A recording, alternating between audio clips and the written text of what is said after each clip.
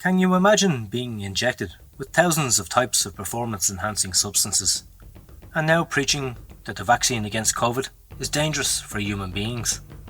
This is the story of Riccardo Riccò, one of the key men to know about in the story of doping in cycling in the post-Lance Armstrong era, and Max Dean's first attempt to have a Tadej Pogačar that would sweep the entire calendar. Do you want to know how his life was? Well, without further ado, let the show begin. After several exhibitions in professional races as an amateur, the prestigious Spanish talent scout José Fernández Max Dean signs Riccardo Riccò, an explosive cyclist capable of performing at a very high level on short climbs, for his Saunier de Val, a team of legendary cycling bluffers such as the Spanish Juan José Cobo or the Italian veteran Leonardo Piepoli, who precisely helped Riccardo Riccò win his first big stage in a Grand Tour. No more and no less than in the 2007 Giro d'Italia at Tracimi de Lavaredo. His performances were so surprising that Il Bizantino changed his nickname to La Cobra, and boy did he bite, taking a wonderful second place in the 2008 Giro d'Italia, just behind Alberto Contador, taking 2 stage wins and establishing himself as the reality of cycling, which according to his enemies was cleaner than ever. Big mistake. Max Dean decided to include the Cobra in the Saunier de Val 9 for the 2008 Tour de France, possibly the most shocking addition so far this century, and one in which Rico was a key part in understanding the doping mess of the cyclists during that hot French July. On the small pass of Superbès, Riccardo gave the first signs of what he was capable of doing in that Tour de France. Despite coming from the beach and with little preparation, he absolutely crushed the best explosive climbers in the peloton and took his first Tour victory in style, in what was a feast for Saunier, which would win the first of his 3 much vaunted victories in that competition. But come stage 9, Riccardo Riccò decided that he didn't care about the image he was offering to the spectators, and on the Col du Aspain, a tough climb in the Pyrenees, but not one out of category, he launched a super attack from the drops of the handlebars that provoked the astonishment not only of those present, but also of his rivals, and even of his directors and teammates. For Max Dean himself, it was so incredible what he was seeing that he could not believe how the light and short Rico was able to go at 60 km an hour on the flat terrain between the Col du Aspain and the town of Bagneres, where evidently the Cobra entered arms high, putting about a minute and a half into the peloton of favourites, who saw how a simple man, in a not too difficult stage, had left him without any chance of victory. That same day, the Saunier de Val team decided not to have any celebration in the team bus.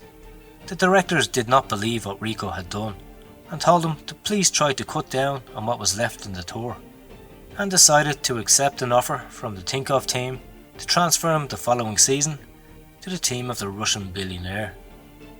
But several of his teammates saw the situation as unfair and decided to continue the Saunier de Val show with the legendary performance of the Bison de la Pesa and the current Movistar director Leonardo Piepoli sweeping to the finish in Hautacam in a dual attack that took more than 2.5 minutes off the rest of the favourites on one of the hardest passes in France. Faced with such a display and a positive test by the Italian cyclist on the 4th stage, the gendarmerie could not take it any longer, and they arrested the leader of the mountain classification and the team's top rider, Riccardo Riccò. After a night in the dungeon and typical tortures that Alex Zülle had already undergone 10 years earlier, the police managed to extract a confession from Rico, who admitted that he was taking EPO, in particular Sera, the new fashionable substance in the sport that made him and many other riders in the peloton fly on the roads in the south of France. Riccardo was stripped of his stage wins and expelled from the Tour when he was just 2 minutes and 20 seconds off the lead, with the Alps still to go.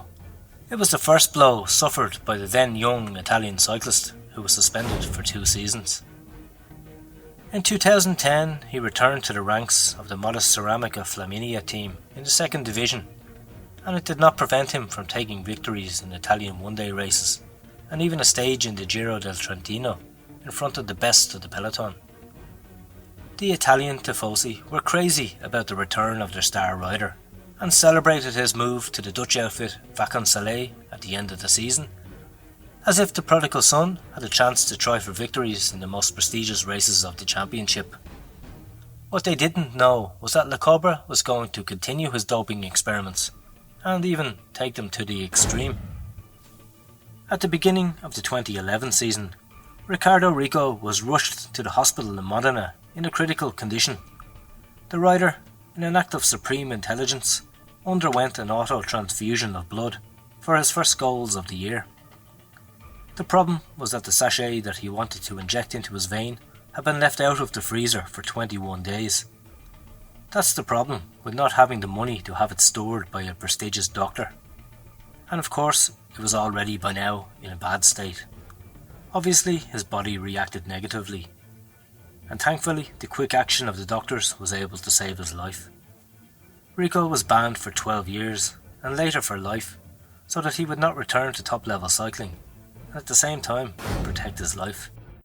Still, he tried to return to cycling 2 years later, when he showed up in an amateur race after coming out of hiding, in true Remy Gaillard style, but his ruse was soon discovered.